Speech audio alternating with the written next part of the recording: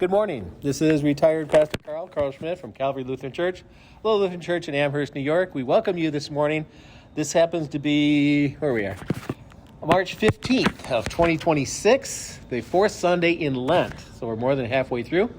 The text is prescribed this morning is from John, the Gospel, chapter 6, the first 15 verses. Actually, I've just narrowed it down to 11 through 15, the end of it. It's feeding of the great crowd of people that came to hear Jesus speak. Picking up verse 11. And Jesus took the loaves, and when he had given thanks, he distributed to the disciples, and the disciples to them that were sitting down, and likewise the fish as much as they would. And when they were filled, he said to the disciples, Gather up the fragments that remain, so that nothing is lost. Therefore they gathered them together and filled 12 baskets with the fragment of the 5 barley loaves, which remained over and above those that had eaten. Then those men, when they had seen the miracle that Jesus did, said, This is of a truth that prophet that should come into the world. When Jesus therefore perceived that they would come and take him by force to make him a king, he departed again into a mountain, himself alone. Here ends that portion of the gospel text. I'd like to imagine a moment the thinking going on in the minds of these regular folk that had traveled for days listening to Jesus talk and ended up in the middle of bloody nowhere. Their supplies were gone, and their kids were hungry. They were hungry. And so he does this feeding thing, and they're all just basically blown away because they'd never in their lifetime seen anything like this. This is just weird. And I'm trying to imagine the thought process of just regular folk and how they got from hungry to, let's make him a king. So they would have probably started off with,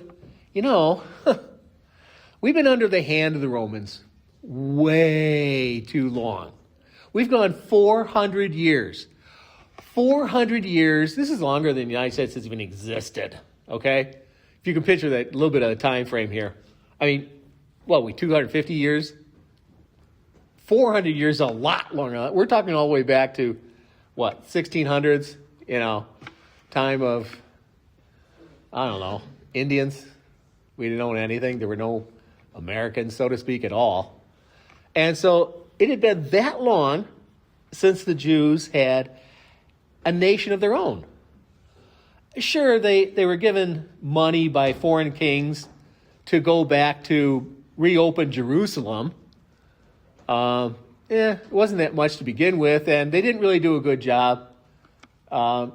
They basically built their own houses with the money. They left the temple ruins. In fact, by the time of Malachi, the last of the prophets, he was like, I'm going to give you the word of the Lord, but I don't want to. He says that. It's how the book starts. The burden of the word of the Lord to Malachi, to the people. The burden. God doesn't even want to tell them this. And he says, look, okay, I don't want to call you slime doggies and worthless mud puppies, but you guys have not done thing one I asked you to do. I sent you back from captivity to rebuild my temple, the city, the holy city, to reestablish the priesthood, to reestablish worship of God in your place, among your people, to learn the scriptures again, to have some interest in it whatsoever. And nada. It's all just garbage. It's all just, you're all just like I took mud and made little, like a preschooler out playing in the mud makes a mud person, a little like a mud snowman. And it's like, hey, look, Ma, I made people. And Ma's like, yeah, all I see is a 3-year-old covered in mud. And God looks at the people and is like, I don't want to talk to you. Okay, put it this way. If your wife hasn't talked to you for 400 years, thinks maybe something's wrong? God, stop. No prophets, no kings, no contact of any kind, nada. The miracles in the temple, none. 0. The presence of God didn't light the temple up. The instruments of the temple, nothing. No presence of God in any discernible way. None. It's like he's gone. And so they're thinking to themselves, We've had nothing for 400 years. And here's this guy, not really a rabbi. He's only 30, give or take. Yeah. Comes from a Hicksville nowhere, Nazareth. The Jews didn't even put Nazareth on their own maps. How do we know that? We have their maps. It's not there. We found finally one map that had a point that listed Naz. Okay, that's about it.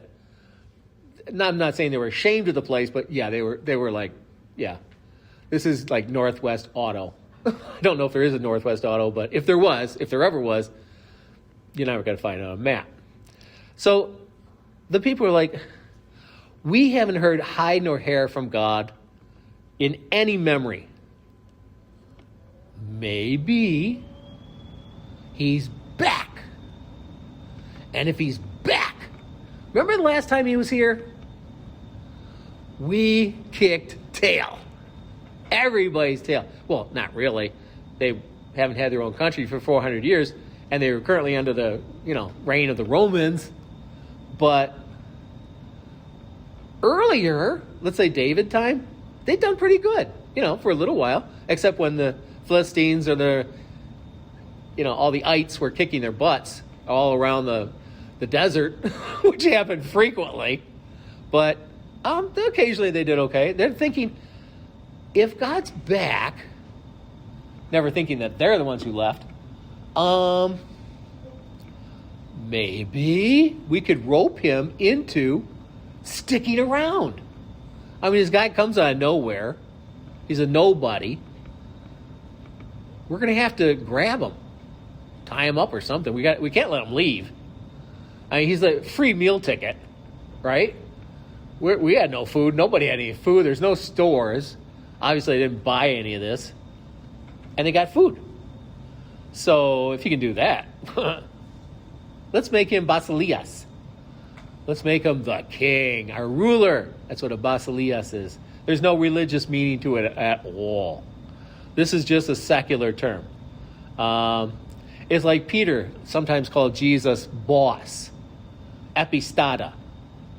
And it was a term of a bit derision and mockery, like you're not, like the kids would say, you're not the boss of me. That was Peter, okay, boss. Yeah, sure. So this is what they're commonly, people are just thinking. We could rope this guy into leading us to freedom and conquering our enemies and reestablishing something we only read about in old books. Okay. Sure.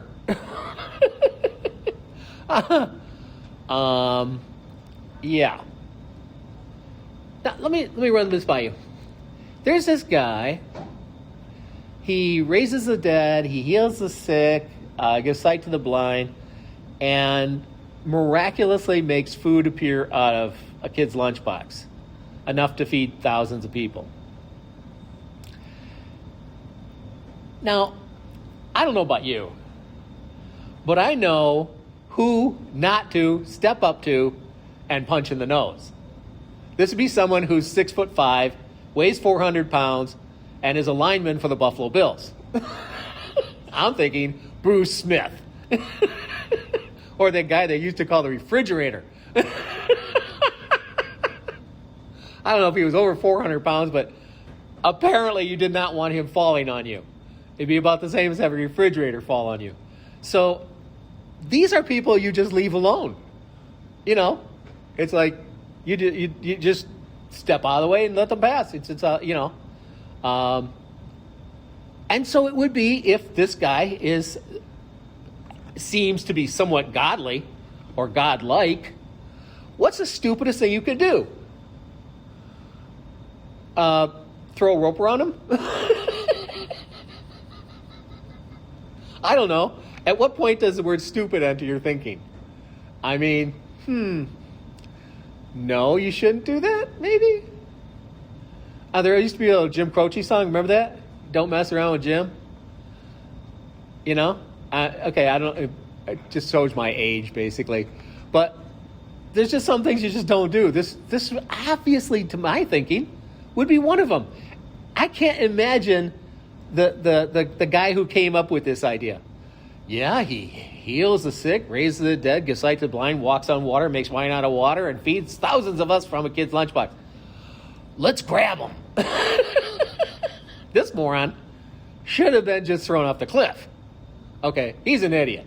And he's just going to lead you to your death. Because this guy, these aren't just tricks. This isn't like, Penn and Teller stuff. This is like, This is like God stuff, God level stuff. So the stupidest idea I can think of is to try to force him to be your little king. Besides, think this through for just a half a second. Which is better? A god? A king? What can a king give you? I don't know. What's he got? Martin Luther was famous for telling the local the ruler, the prince, whatever you want to call him. They didn't really have government back then. It was just the guy who had a small army and enough money. And he told the ruler, he said to him, the ruler asked, well, why did they put my image burned into the bread loaves? He goes, oh, that's easy, Prince. They're going to eat you. Huh? Not literally. No, not literally. But see, God fattened you up to feed them. Like he fattens up cows in the field. They kill the cow, they eat the cow. You're basically given extra resource to spread it out among them. Prince didn't really like the answer very much, and, not much changed. So the peasants remain peasants. But the idea is a king can only give you what he's got.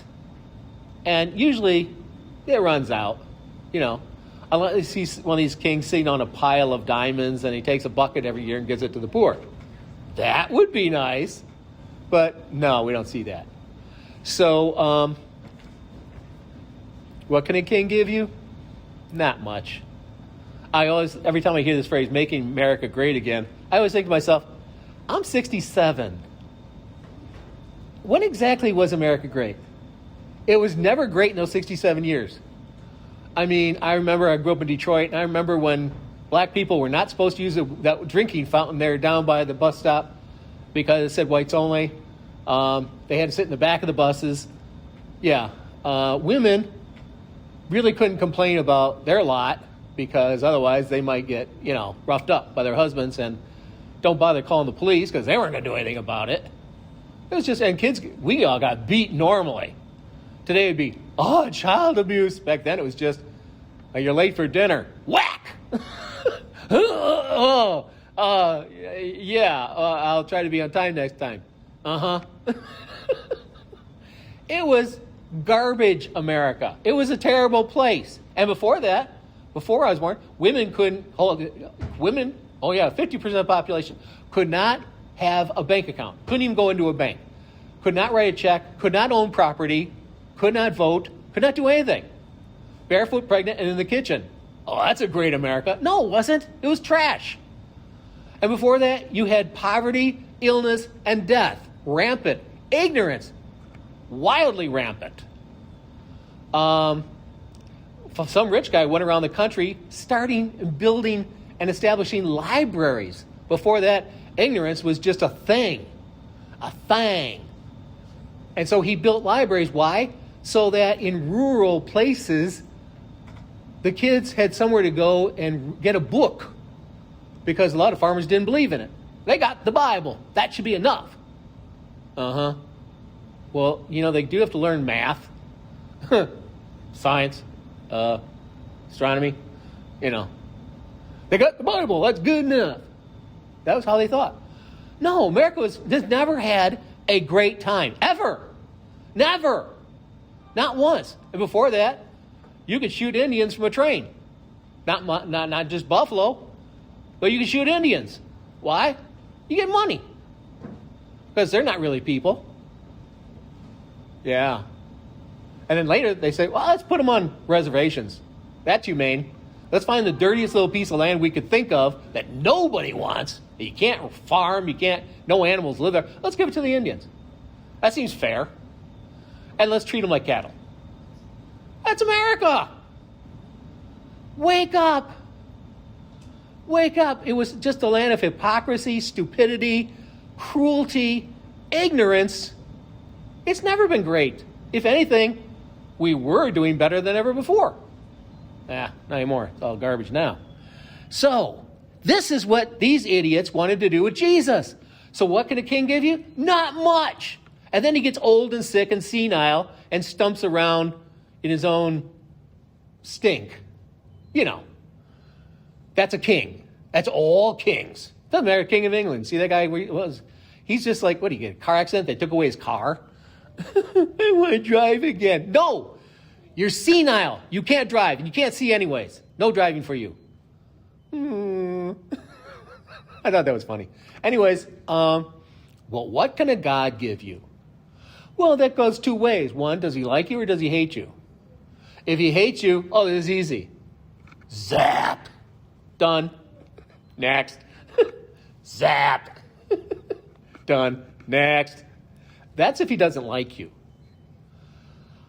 On the off chance, however, that he likes you.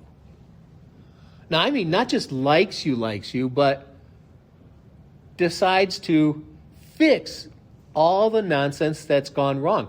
Like in the confession of sins that we use in our hymnal, I was thinking to myself during that, that's not really right. Most merciful God, we confess that we are bare nature, sinful and unclean. Only one part of that sentence is right, by nature. We have sinned against you in thought, word, and deed. Why bother? What we have done, but what we have left undone. No. Before we even show up, we are the kind of animal, the creature that was conceived in sin and death, that is at enemy with God, enmity. And there's no hope. It's hopeless. Before you do anything, before you draw breath, it's hopeless. That's really the confession of sins. Why we make this little list, that's basically for children. Like Luther once said, the 10 Commandments are just for children. Because the Israelites were acting like idiot children. And so God simply made a list. And it didn't help. He made things worse. Then they said, we're following your list. I was like, no, you're not. No, you can't. You can't. Because you're not the kind of creature that can. You can't. So instead, the God who, by every right, should just annihilate the earth and humankind, and that's what I would do. I wouldn't waste my time with this mess. I would just like, you're done. Bye-bye. Thank heavens. Ugh, gotta get that yick off my hands. You have to change a bicycle chain. You got that ick on your hands, It's like God going, humanity. Ooh. Can you believe what those people did? No. Instead he goes, well, the only remedy for that trash is that I send my son to be one of them and then kill him. What? Yeah, that's the only remedy. How do I know? Because Jesus asked his dad 3 times, what was plan B? There was no plan B. There was only that. And why was that the only remedy for me and you? That God, the Father, sent his eternal Son to become mortal, to become flesh and blood, to have to eat, to poop, to urinate, to sleep, take a bath, get in the river and take a bath. Yeah, jump in the Jordan and get clean again. Ugh. Did he stink? Yeah, he had body odor. Of course he had body odor. Did he get uncomfortable? Yeah. Did he get angry? Sure. Those robes bind. I can only imagine. You're a carpenter, you're carrying a wood table, some idiot goes, I don't like it, take it back. No, I worked for a week on this table. You're taking it. I'm not going to pay you for it. Yes, you are. Can you imagine Jesus arguing with his clients in Nazareth over the price of a table that he made? I can, because that's how people are. Doesn't matter if you're Jesus. They'll just argue more. Oh, he's a nice guy. He won't punch me. He might. So this is the world that the Father sent him into. And then it wasn't like he was going to be waited on, served. No. He already predicted they're going to spit on you. They're going to mistreat you. They're going to kick you around. And then in the end, they're going to whip you and abuse you, punch you, slap you. And then they're going to nail you to a tree and hang you there. And that won't kill you because nothing can kill you. You're God. So I'm going to ask you to die, to breathe your last sigh and stop your heart on purpose. Because Jesus said, the Father gave me authority. I can lay down my life. I can pick it up. Lay it down like a yo-yo. And so the dad did that. It's just like, I'm not really all for all that. The Father said, no, that's it. All right. Not my will. I like that part. People forget that part. What would Jesus do? He would have gone bowling. Would he have gone to the cross? No! Not my will, but thine. This was his dad's idea. He wasn't a fan. But he went. He did it. And his Father accepted that and made things all better. I don't know how that works. I don't have a clue. I don't even actually understand what's really wrong with us. I know there's something wrong because it ticks off God. And whatever it is, got to be really mighty awful that the only remedy, you can tell how bad the malady is by the remedy. If the doctor says, I'm going to have to trim your toenail because you got ingrown toenail, you have to cut off the toenail? No, I can just trim it out. That's it? Yeah. Well, if the doctor looks at it and goes, get my saw, I have to cut off your leg. What? And you're probably going to die. What? The gangrene has spread. The remedy usually tells you the severity of the malady. Because if you don't know what it is, the remedy will probably tell you. The only remedy for me, because I'm such a slob, a disgusting pig, a filthy piece of dirt, the only remedy was that God take his son, beat him to death, ask him then to stop his heart and breathing, hang there, be stabbed in the side by a Roman soldier's spear, and the blood is separated from the water. And then cut down, wrapped up, and thrown in a grave. That's the remedy? What the hell's gone wrong? What's the malady?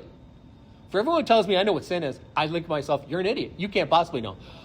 Because if that's the remedy, what's the malady? If you think you know, you're wrong. That's easy. It's not, the symptomology is never the malady. Well, my toe's swelling, but that's a symptom. It's not your problem. My right leg is purple. That's a symptom. It's not your problem. Well, what's my problem? You're dying. Oh! When the Son of God is slaughtered by his Father to fix you, you tell me what was wrong with us.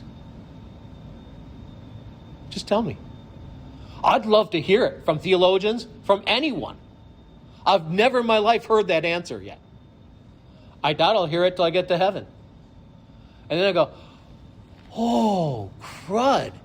That's what was wrong with me. Oh, that's awful. That's really terrible. I imagine, yeah. And we don't have to deal with it. Dad's done it for us. And he says, get over here, you little knucklehead. Come on home. I got stuff to show you. I made some lasagna you're going to love. And the beer. Woo, it's been aging. It's real lager. You're going to love this stuff. Better than that German junk.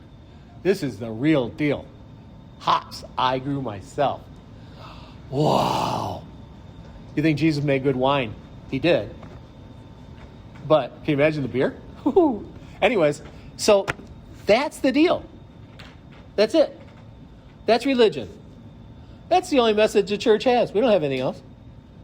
Would you rather have a God or a king? Me? I'm going with God. A God would be nice. A king? Don't need it. Usually they take all your money, give you none of it back, and do things that are really annoying. So take a God over a king any day. In Jesus' name, amen.